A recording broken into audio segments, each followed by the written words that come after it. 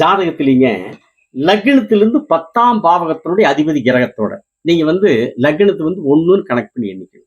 அப்படி லக்னத்தை 1ன்னு எண்ணிட்டீங்கன்னா லக்னத்திலிருந்து 10ஆம் பாவகம், அந்த 10ஆம் பாவகத்தினுடைய அதிபதி கிரகம் எந்த கிரகமோ அந்த கிரகத்தோட சனி பகவானோ அல்லது புதன் பகவானோ அல்லது சூரிய பகவானோ, இந்த 3 கிரகங்கள்ல எந்த கிரகம் அந்த 10ஆம் அதிபதியோட சேர்ந்து ஜாதகத்துல கெடாம நல்ல நிலையில் இருந்தாலும் அவர்களுக்கு பெரும் தொழில் யோகத்தை தரும்.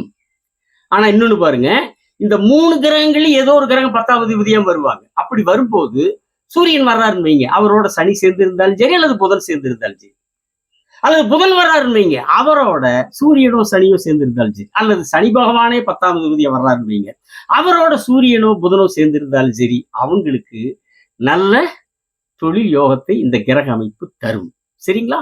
அல்லது வேற எந்த கிரகம் 10ஆம் அதிபதியா வந்தாலும் அந்த கிரகத்தோட சூரியனோ புதனோ சனியோ சேர்ந்து இருந்தாலும் அவங்களுக்கு தொழில் யோகத்தை தரும். ஆனா அதே நேரத்துல இந்த கிரக அமைப்பு ஜாதகத்துல கெடாம இருக்கும். அது மட்டும் இல்லைங்க, இந்த கிரகங்கள் அமர்ந்த அந்த வீட்டதிபதியினுடைய நிலையும் கெடாம இருக்கும். அதை விட முக்கியமா லக்னாதிபதியும் எந்த வகையிலும் பாதிக்கப்படாமல் கெடாமல் நல்ல நிலையில் இருக்க வேண்டும் என்பது மிக மிக மிக முக்கியம். சரி, கெடாம இருக்குன்னா அது என்ன காரணம், என்ன விதி அப்படின்னு கேட்டீங்கன்னா, அந்த விதிகளை இந்த ஷார்ட் வீடியோல விரிவா பேச முடியாது. அதை நம்ம யூடியூப்ல தான் டைம் எடுத்து பேச முடியும். சரிங்களா? தொடர்பு கொள்ள வேண்டிய எண் 78 45 170 353 7845 170 353. வணக்கம்.